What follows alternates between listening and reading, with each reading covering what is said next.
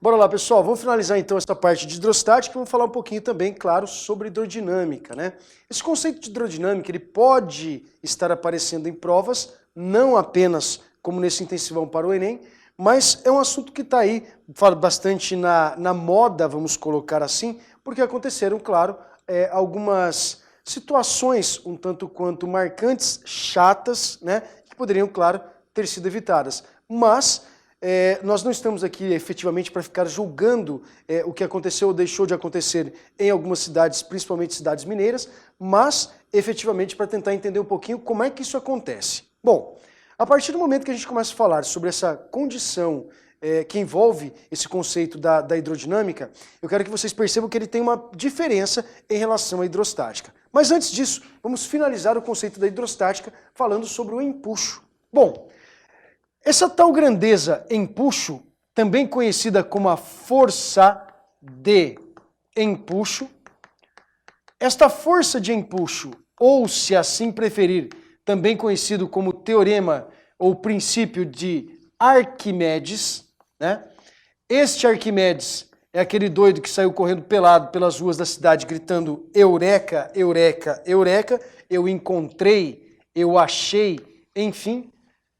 O Arquimedes, ele propõe o seguinte: como nós estamos falando de uma força, imagine que você tem um determinado tipo de material dentro de um determinado líquido.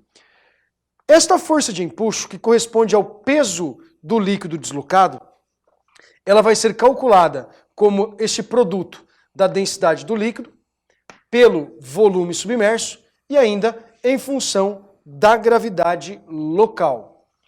De acordo com esta relação, envolvendo assim esse conceito de empuxo, o Arquimedes conseguiu observar que todo e qualquer objeto colocado dentro de um recipiente contendo um determinado tipo de fluido, mas comumente nós observamos isso dentro de um líquido, ele ficará sujeito à ação de uma força ascendente e vertical. Quem é esta força ascendente e vertical? É a chamada força de empuxo. Tá? Então, quando nós colocamos, por exemplo, dentro de um recipiente como este, seja ele uma pessoa, uma bola, seja ele um navio, não importa, sobre um objeto como este, uma parte desse objeto ela vai ficar submersa. Esta parte submersa, ela pressiona o líquido para baixo. Ao pressionar o líquido para baixo, ele vai estar, obviamente, aumentando o nível dentro deste recipiente. Mas este aqui em amarelo, nós representamos como este volume submerso, que é o volume que nós temos dentro do líquido. O líquido que vai estar sendo deslocado corresponde ao volume que está dentro do mesmo. Então esse volume de líquido deslocado, ele apresenta um peso. O peso de líquido que foi deslocado, ele equivale a esta força de empuxo. Lembrando que dentro de um objeto como esse, você tem uma força puxando o mesmo para o centro do planeta, conhecido assim como força-peso do corpo deste objeto, por isso nós consideramos a mesma, ou representamos a mesma assim, e consequentemente, você passa a ter uma força ascendente empurrando este objeto para cima, que é a força de empuxo, calculado desta maneira. Percebam que toda vez que esse sistema estiver em equilíbrio, e a partir do momento que ele cita esta palavra mágica, e na maioria dos casos ele faz referência a esta condição de equilíbrio, o equilíbrio garante que esta força de empuxo passa a ser igual à força-peso do corpo. A força de empuxo, ela passa a ser igual ou apresenta a mesma intensidade da força-peso desse objeto, tá certo? Esta é a relação que nós temos, portanto, relacionando, né, essas duas grandezas, essas duas forças. Agora, é óbvio, esse corpo ele pode estar flutuando, como neste caso, parcialmente submerso, ele pode estar flutuando totalmente submerso, ou ele pode estar até mesmo em contato com o fundo do recipiente. Neto, mas se ele estiver em contato com o fundo do recipiente, não irá surgir mais uma força sobre ele? Sim, irá surgir uma terceira força, conhecida como força normal. Então, bem rapidamente, nós podemos ter algumas possibilidades. Quando esse corpo flutua parcialmente, tá? Vamos supor aqui, ó, que você tem um determinado objeto e que esse objeto esteja flutuando parcialmente dentro deste líquido. Como, por exemplo, aqui, ó. Se ele está flutuando parcialmente, nós temos as duas forças atuando sobre ele. Uma puxando o corpo para o centro do planeta, força-peso, outra empurrando o mesmo para cima, força de empuxo. Se o sistema está em equilíbrio, eu já posso garantir que o empuxo, claro, ele é igual ao peso. Mas, principalmente, dentro de um conjunto como este, a densidade do líquido em questão, ela passa a ser considerada como maior que a densidade do corpo que está sobre esta região. Se, por sua vez, nós pegarmos aqui uma segunda hipótese, uma segunda possibilidade, onde nós temos, digamos, o corpo flutuando totalmente submerso dentro deste líquido. Caso esse objeto esteja totalmente submerso dentro deste líquido, mas sem contato com o fundo do recipiente, nós temos uma força puxando ele para o centro do planeta, que é a força-peso, e, consequentemente, esta força ascendente, que é a força de empuxo. Novamente, se estiver em equilíbrio, a força de empuxo continua sendo igual ao peso. Nossa, Neto, então os dois casos são iguais? Não, porque em uma situação como esta, a densidade do líquido, ela passaria a ser considerada como igual à densidade do corpo. Uma terceira possibilidade é você imaginar isso daqui, ó. Um recipiente da mesma maneira representado e que dentro deste recipiente você tem esse objeto, por exemplo, atingindo o fundo do recipiente, entrando em contato com o fundo deste recipiente. Nós teríamos para esta representação a presença da força-peso, teríamos a presença da força de empuxo e devido a este contato, nós teríamos ainda uma força normal. Para esse terceiro caso, eu posso dizer que o empuxo somado com a normal passa a ser igual à força-peso.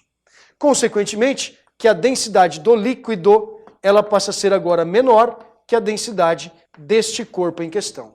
Ô Neto, eu poderia ter, por exemplo, esse corpo amarrado em um fio? Claro que poderíamos. Poderíamos ter esse corpo amarrado, preso a um fio no fundo do recipiente. Poderíamos ter um suporte aqui em cima, prendendo este corpo e sustentando o mesmo em uma dada região. Então a força de empuxo, essa força de empuxo, força-peso, a relação delas depende das forças existentes.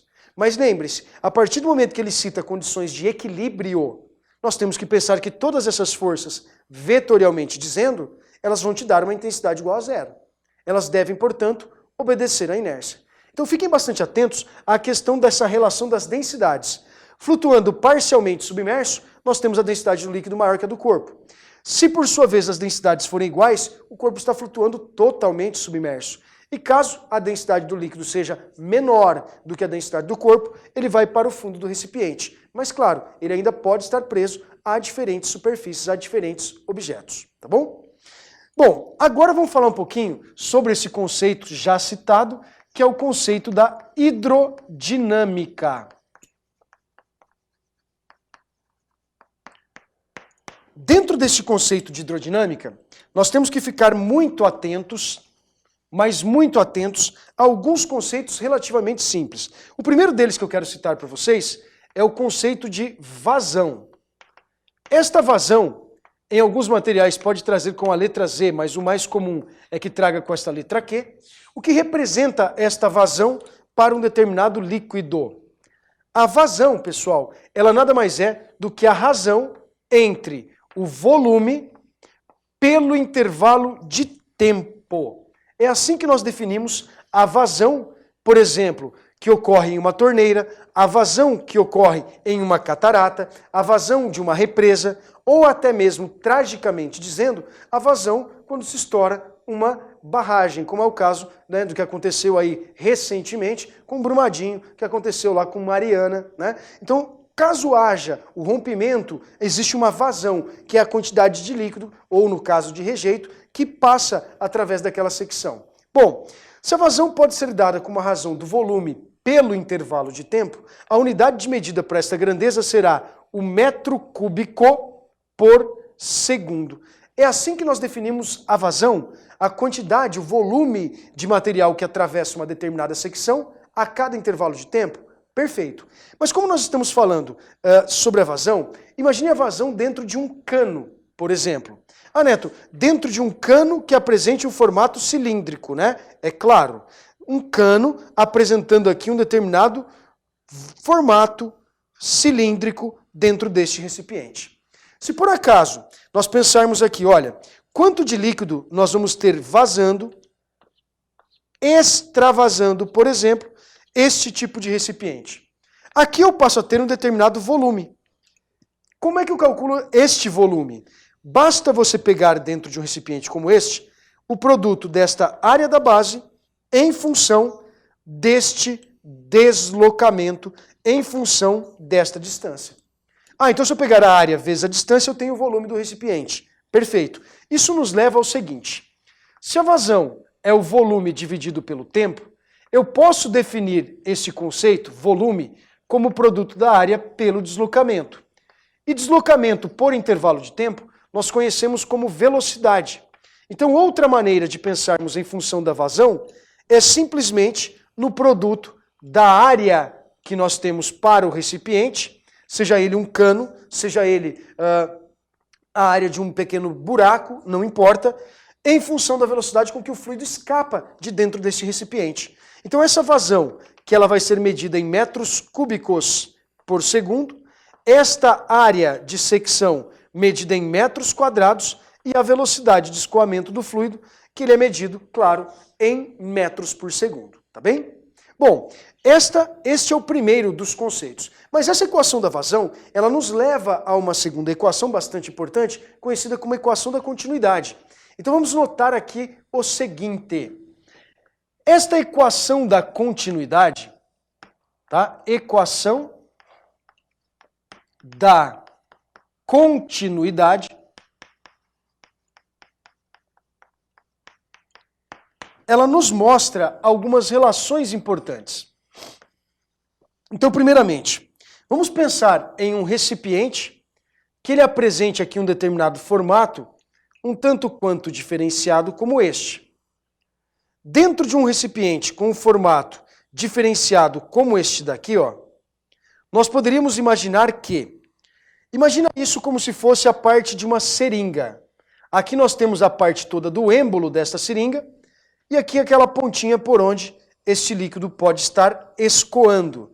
Ô Neto, pode ser encanamento de uma casa? Pode, sem problema algum. De um prédio, ok? Né? Vamos imaginar então a água aqui, ó. A água dentro de um recipiente como este. Quando você empurra, por exemplo, o êmbolo de uma seringa, ao empurrarmos o êmbolo de uma seringa, aqui, ó, ele vai literalmente deslocar uma determinada quantidade de líquido. Agora percebam que você tem aqui uma determinada área de secção, assim vou considerar como uma área 1, e aqui eu tenho uma segunda área de secção que eu vou considerar como uma área 2. A partir do momento que este êmbolo é deslocado de uma determinada distância, um volume de líquido vai ser deslocado também dentro deste recipiente. Por exemplo, 1 ml é deslocado dentro de uma seringa. Se 1 ml vai estar saindo deste êmbolo da seringa, ele vai sair por onde? Por aqui. Não, mas não deve ser o mesmo 1 ml? Claro que sim. Se nós temos o mesmo volume de líquido deslocado dos dois lados, nós podemos dizer que o líquido deslocando-se nesta região que apresenta uma área A1, ele vai se mover com uma velocidade do tipo V1. O líquido que vai se deslocar nesta região 2, ele vai apresentar uma velocidade do tipo V2. A partir do momento que nós temos os mesmos volumes deslocados, eu posso dizer que as vazões, tanto na região, vamos colocar aqui, ó, a vazão tanto na região 1 quanto a vazão na região 2, elas devem ser obrigatoriamente iguais. Se as vazões são obrigatoriamente iguais, eu posso cravar que a área 1 multiplicado pela velocidade 1 tem que ser igual à área 2 multiplicado pela velocidade 2. Ô Neto, o que isso tem de importante? Que onde eu tenho obrigatoriamente uma menor área, é por onde o fluido escoa com uma maior velocidade. E onde, consequentemente, nós temos uma maior área, nós temos esse fluido deslocando-se com uma pequena velocidade. Ou seja, aqui a velocidade de escoamento do fluido ela é baixa e aqui a velocidade de escoamento deste fluido ela é alta. No caso, a água aqui ela tem velocidade pequena e a água aqui passa a ter velocidade bastante elevada, uma velocidade, portanto, considerada como maior. Neto, então se estiver passando, por exemplo, por um caninho mais fino, por ali a água passa muito mais rapidamente do que por um cano mais grosso? Perfeito. Isso é válido também para o nosso corpo? Sim. Veias mais grossas, você tem o sangue escoando com uma velocidade mais lenta do que nós temos para veias mais fininhas, tá certo? Então essa relação de área e velocidade, ela é válida tanto para encanamento, tubulações, até mesmo se você pensar aí num determinado exemplo simples e prático, como eu citei para vocês, como é o caso de uma agulha. Bom, e para fecharmos esta parte toda de hidrodinâmica, uma segunda equação também importante é a equação de Bernoulli, tá? Conhecida então como a equação de Bernoulli, Daniel Bernoulli. Ele propõe um experimento seguindo a ideia desta equação conhecida como equação da continuidade, mas originalmente ele vai mostrar para nós, eu vou representar de novo praticamente o mesmo tipo de desenho, eu não vou produzir aqui um desnível entre duas regiões, e a equação de Bernoulli, ela é um pouquinho assustadora. Eu acho pouquíssimo provável que você seja questionado sobre um cálculo envolvendo esta tal equação de Bernoulli, tá? Ô Neto, como é que é essa equação de Bernoulli? Olha, a equação de Bernoulli, ela diz o seguinte: dentro de um recipiente como esse, interligado por uma secção mais grossa e, consequentemente, interligado por uma secção mais fina, né, nós vamos ter aqui duas regiões mais uma vez. Esta região de grande área, vamos assim chamar de área A1, e esta região de pequena área, considerada como uma área do tipo A2. Em relação a um determinado referencial, o Bernoulli propõe que, pelo princípio da conservação da energia, nós vamos ter aqui um desnível sendo causado entre estas regiões. Então aqui você passa a ter uma altura representada em função deste primeiro líquido. Neste exemplo que eu estou fornecendo, as duas alturas são obrigatoriamente iguais, mas normalmente o formato deste tubo, ela vai ser algo, ou o formato deste tubo é algo mais ou menos assim, tá certo? Eu não estou preocupado especificamente em ficar explicando e detalhando para vocês a equação de Bernoulli, não é de fato o nosso objetivo, mas aqui sim prestar atenção em detalhes teóricos, tá? É isso que de fato vai estar nos interessando a respeito disso aqui, ou desta formação. Como você já sabe, onde eu tenho aqui uma pequena área, eu passo a ter grande velocidade, e onde eu tenho a grande área, eu tenho baixa velocidade. Então, primeiro detalhe, eu já sei que a velocidade de escoamento desta região 1, ela é menor que a velocidade de escoamento da região 2. Então, observações importantes. Eu já sei que a área 1, ela é maior do que a área 2. E que, consequentemente, a velocidade em 1, ela é menor do que a velocidade em 2. Perfeito. Neto, a partir desta representação, o que nós temos a mais? Bom, pelo princípio da conservação da energia, eu quero determinar as pressões em cada uma dessas regiões. Por exemplo, qual é a pressão exercida na região 1 e qual é a pressão exercida na região 2? Qual é o valor da pressão em 1 e qual é o valor da pressão em 2?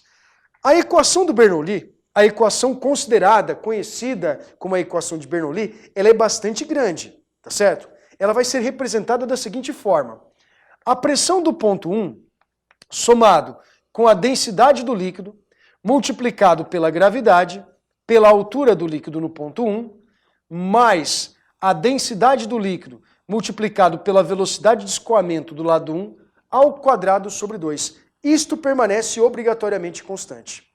Ou seja, eu posso dizer que a pressão em 2, somado com a densidade vezes a gravidade à altura 2, mais a densidade vezes a velocidade do líquido em 2 ao quadrado sobre 2. Se nós pararmos para observar, de acordo com esta equação, naquele desenho que eu representei anteriormente, que nós temos um mesmo nível. Neto, se o nível é o mesmo, o que eu tenho em relação a essas pressões para a gente estar comparando, portanto, esses elementos? Percebam, pessoal, se a altura for a mesma, e aí eu vou mostrar isso para vocês ali nessa figura, prestem bastante atenção. Eu posso dizer que a pressão 1, somado com a densidade vezes a velocidade 1 ao quadrado sobre 2, é igual à pressão 2 somado com a densidade vezes a velocidade 2 ao quadrado sobre 2. De acordo com esse esqueminha, para mostrar a relação das pressões, já que a densidade do fluido é a mesma a todo momento, eu quero que você note o seguinte. Aqui eu tenho uma pequena velocidade. Aqui essa velocidade é grande. A densidade é a mesma, é portanto uma constante. Onde eu tenho pequena velocidade, eu tenho que ter a maior pressão. Onde eu tenho uma grande velocidade, nós teremos que ter uma pequena pressão. Percebam, onde eu tenho maior velocidade, eu tenho menor ou pequena pressão, exatamente. Então, voltando para esta figura agora, me acompanha aqui. Se você comparar esses dois pontos, quando nós analisamos o ponto 1 em relação a este ponto 2, no ponto 1 é onde eu tenho baixa velocidade, é onde eu tenho a pressão sendo considerada como maior. E no ponto 2, onde eu tenho alta velocidade, eu tenho essa pressão apresentando valor, consequentemente, menor. Então aqui eu posso dizer que a pressão no ponto 1, ela é maior do que a pressão no ponto 2. Neto, onde esse fluido escoa com maior velocidade, é onde eu tenho a menor das pressões? Sim. Se o seu sangue passa de uma veia grossa para uma veia fina, a veia grossa que está submetida a maior pressão, ela corre maior risco de rompimento se comparado com uma veiazinha do tipo fina. Ali o fluido escoa mais fácil, ou mais especificamente, com maior velocidade do que ele escoaria em uma veia mais grossa. Ok? No encanamento é a mesma coisa? Sim. Qual dos dois canos tem a maior probabilidade de estourar? O cano grosso, porque é aqui que eu tenho a maior pressão. Ok? Bom, voltando agora para essa ideia proposta então pelo Bernoulli, ele ajuda a você a entender o fato, digamos, de uma asa de um avião apresentar um formato específico, né? Vamos supor que você esteja olhando lateralmente para a asa de um avião. O fluido, que no caso é o gás, o ar atmosférico, ele vai escoar por essas duas regiões. Tanto por essa região superior, quanto ele pode escoar por essa região inferior. Para que um avião possa manter-se em voo devido à diferença de pressão, eu tenho que ter uma pressão resultante originada ou apontando para cima, para que nós tenhamos, assim, uma força de sustentação. Bom, Neto, mas se eu tenho que ter uma força de sustentação apontando para cima, isso indica que a pressão na região superior, ela deve ser menor do que a pressão da região inferior. Verdade, e isto é fato. A pressão sobre a asa de um avião, ela é menor do que a pressão sob a asa de um avião. Aqui em cima a pressão ela é menor, esta pressão ela é menor do que essa pressão que eu tenho aqui embaixo.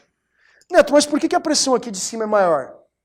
É menor. A pressão aqui de cima ela é menor porque é por cima desta asa de um avião que nós temos a maior velocidade de escoamento. Então a velocidade da região superior ela é maior do que a velocidade da região inferior, obedecendo esta mesma relação que eu já havia mostrado anteriormente. Se a velocidade ela é maior, a pressão obrigatoriamente ela é menor. Então a partir daí nós temos alta velocidade por cima da asa de um avião, baixa velocidade por baixo desta asa, o que dá origem, devido à diferença de pressão, a uma força de sustentação, mantendo o avião assim em pleno voo. Beleza? Era isso que eu tinha para falar para vocês sobre esse conceito da hidrostática e da hidrodinâmica. Valeu, galera!